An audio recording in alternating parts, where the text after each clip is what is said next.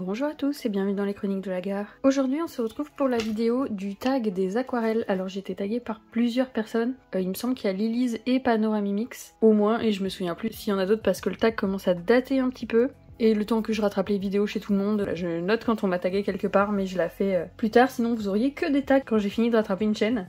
Alors j'ai essayé de vous les ranger dans l'ordre dans lequel je les ai eus. Donc ma toute première palette aquarelle, c'est une petite palette Van Gogh de voyage.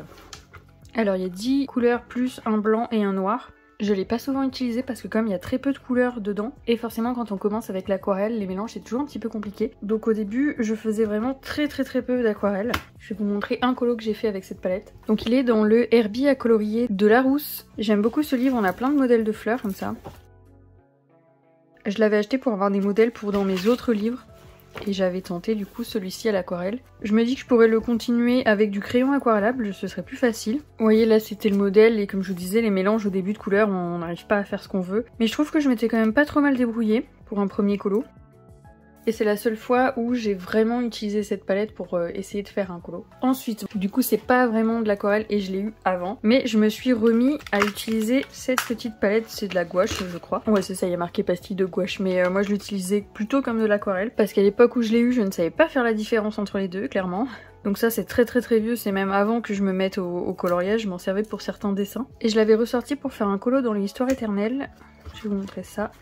Parce que dans mes palettes d'aquarelle j'avais pas de couleur peau pour faire des bases. Donc il s'agit de ce colo d'Ariel, donc j'avais tout fait avec une base de cette petite palette de gouache, sauf le fond vert et le tapis, ça il me semble que c'est de l'acrylique. Mais sinon tout le reste j'avais fait une base avec cette palette et pour la peau j'avais fait ça et j'avais ombré au crayon mais c'est pas terrible quoi, ça faisait plein de traces et tout. Celui-là c'était un peu un colo sans prise de tête, pendant une période où je coloriais presque pas, j'avais pas trop le moral à ça donc voilà, je l'avais fait très simplement. Ensuite j'avais eu cette palette, donc il me semble que c'est une Arteza sauf que c'est écrit nulle part dessus, donc celui-là je vous avais fait un petit nuancier et du coup je pense que c'est aussi un type de gouache, même si celle-ci quand je l'ai achetée il y avait bien écrit aquarelle, mais là vous voyez par rapport à la texture je pense que c'est aussi de la gouache, mais bon je vous montre tout.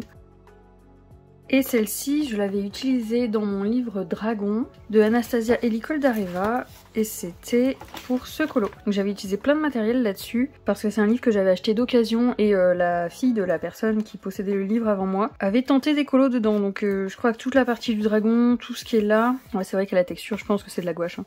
Là ça fait des effets un peu bizarres. Là par exemple c'est du crayon aquarellable et la texture est pas du tout la même. Donc ça c'est du matériel et des colos qui datent au début quand je commençais à m'intéresser un peu à ce qu'on pouvait faire l'aquarelle, donc ils sont pas forcément extraordinaires. Ensuite j'avais eu ça, donc c'est les petites palettes action métallisées là. Perso je m'en suis pas trop servi, vous pouvez voir les traces de pinceau, j'ai juste testé, fait un nuancier c'est tout. Hein. Et j'avais utilisé pour faire des ailes de fée dans un colo. Je pourrais pas vous le montrer là parce que c'est pas très intéressant, j'ai vraiment tenté un effet avec deux couleurs dans les ailes et c'était pas terrible, je suis vraiment pas fan, je les ai plus jamais ressortis. Ensuite j'ai eu les Paul Rubens en version nacrée, toujours cette magnifique palette rose qui fait beaucoup rire Pano. Donc là vous avez le nuancier que j'avais fait, il vous est donné avec la boîte hein, celui-là. Donc elle se présente comme ça, je pense que celle-ci on la voit passer forcément moins qu'au moment où elle est sortie, mais je pense qu'on la voit encore assez. Et sur celle-ci, je vais pas avoir de colo entier à vous montrer, mais je m'en servais souvent dans mes marque-pages, alors je sais pas si j'en ai un là. Voilà, là j'en ai deux où je suis sûre que c'est cette palette. Donc j'ai utilisé le godet qui est censé être blanc pour faire un peu des effets perles là. Il est dans le collier de Tiana, et là dans ces trucs qu'elle a dans les cheveux là. J'aime bien cet effet, j'ai déjà utilisé plusieurs fois. Là de ce côté, je pense que la petite trompette là, ça doit être fait aussi avec. Celui-ci, le collier là, non, ça doit être du stylo gel. Et peut-être que j'ai repassé de l'aquarelle par-dessus.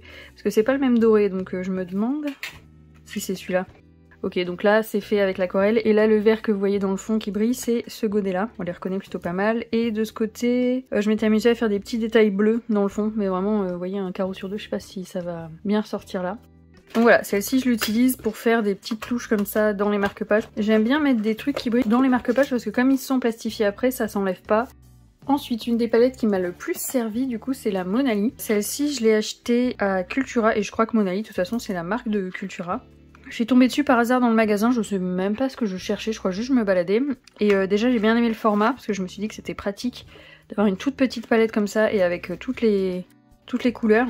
Les godets sont pas très grands et comme je savais pas si j'allais vraiment beaucoup m'en servir, voilà, ça m'a tenté d'essayer avec celle-ci. Avec 33 couleurs en plus, ça m'évitait de faire des mélanges. Alors celle-ci, j'avais fait un petit nuancier. Les couleurs sont hyper vives, elle est très sympa à utiliser. Et celle-là, la première fois que je l'ai utilisée dans un colo... Ah bah je pensais que je l'avais plus, vous voyez, c'est celui-là où j'ai utilisé la palette Action. Dans les ailes là, j'ai essayé de faire un dégradé mais c'est vraiment pas terrible. Voilà. Donc c'est pour le colo Ukraine que nous avait fait Amandine Young, que j'ai utilisé exclusivement la palette Monali. Donc les couleurs sont hyper pigmentées, ça ressort bien. J'avais tenté un dégradé pour la peau, j'avais réussi à faire une couleur peau parce que du coup je l'avais mélangée. Voilà, donc je trouve que c'est une bonne petite palette avec de très belles couleurs. Ensuite on passe à la palette Artistro qui est également au rose bien sûr. Donc celle-là aussi elle a pas mal de jolies couleurs. C'était un cadeau de ma belle-mère, je l'avais mis dans ma wishlist justement parce que je voulais plus de couleurs et tester un petit peu une autre marque. J'en suis assez contente, je l'utilise souvent aussi. Généralement c'est celle-là que je prends en premier parce qu'il y a plus de couleurs, même si on enlève les 4 godets métallisés et les fluos. Il y a quand même plus de couleurs que dans la Monali. Donc on va dire que par facilité c'est celle que je prends en premier. Et comme colo fait exclusivement avec celle-ci, j'utilise vraiment tout le temps hein, pour les fonds, pour les bases. Donc j'en ai dans un peu tous les colos, mais celle qui est sûre qui est fait exclusivement avec la palette, c'est celui-là, vous l'avez en speed coloring. Et j'avais rien utilisé d'autre que la palette Artistro. Ensuite j'avais acheté cette palette-là, donc Art Philosophie, et je l'avais prise à l'époque où tout le monde craquait sur les palettes Prima. Et il me semble que c'est une Prima, parce que quand je l'ai achetée, elle s'appelait Prima Confetti, mais je vois qu'il y a marqué Art Philosophie, et comme j'ai pas les autres, je suis pas sûre que ce soit la même marque. Moi en tout cas, à la base, je l'avais pris pour essayer les Prima et avoir plus de couleurs, parce que juste les petits godets où il y a que 6 couleurs, j'avoue que ça faisait un peu cher. Donc j'avais pris celle-ci. Je pense pas forcément à la sortir, mais je m'en sers quand même parce qu'il y a des couleurs différentes dans mes deux autres palettes. Donc ça dépend si je sais que je veux tenter le colo tout à l'aquarelle ou si je veux m'en servir en base. Je vais peut-être avoir plus tendance à regarder chaque palette pour voir chaque couleur dispo, pour éviter d'avoir à faire des mélanges et être au plus proche de ce que je veux faire. Et j'ai ce colo qui est fait exclusivement avec cette palette d'aquarelle. Donc je l'avais choisi... Vous voyez, pour les couleurs, parce que je trouve que le rouge est très beau. Là c'est le bleu pour faire les nœuds, enfin je trouvais que les couleurs correspondaient plus facilement. Et il y a cette espèce de couleur melon là que je me sers pour faire la peau, parce que souvent ma petite Alice elle a des tons un peu verts quoi, hein, on dirait qu'elle est malade à chaque fois. J'ai un peu du mal encore à faire une couleur peau qui me plaise, donc pour celle-ci c'était la plus simple. Et enfin ma dernière palette, donc c'est celle-ci. Alors je sais pas si je l'ai eu avant ou après la confetti, ça je m'en souviens plus. Mais c'est la toute petite palette de Amandine qu'on avait avec le livre Cendrillon. Les couleurs sont vraiment très très belles, il y en a plusieurs qui sont nacrées mais vous allez pas bien voir là. Je tourne de nuit alors forcément la lumière artificielle est très forte. Et celle-ci donc j'avais commencé sur cette page que je veux refaire et c'était exclusivement avec cette palette. Donc là, vous vous rendez bien compte des couleurs. On a le orange, on a le noir nacré sur la petite chauve-souris que je trouve très très beau.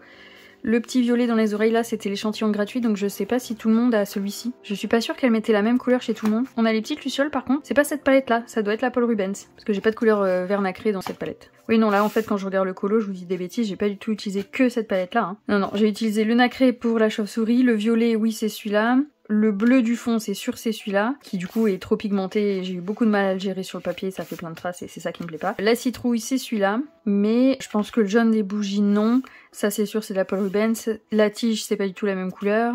Non, j'ai utilisé plein de palettes différentes pour celui-là visiblement. Bon, enfin voilà, en tout cas vous avez un petit échantillon sur 3 couleurs. J'étais d'ailleurs très tentée d'acheter les autres palettes spéciales de Amandine, parce qu'il me semble qu'elles étaient dispo sur son site, je sais pas si c'est encore le cas parce que c'était il y a un moment. Mais vu que j'ai du mal à maîtriser celle-là, qui est quand même très très pigmentée par rapport aux autres palettes dont j'ai l'habitude, je me suis pas lancée.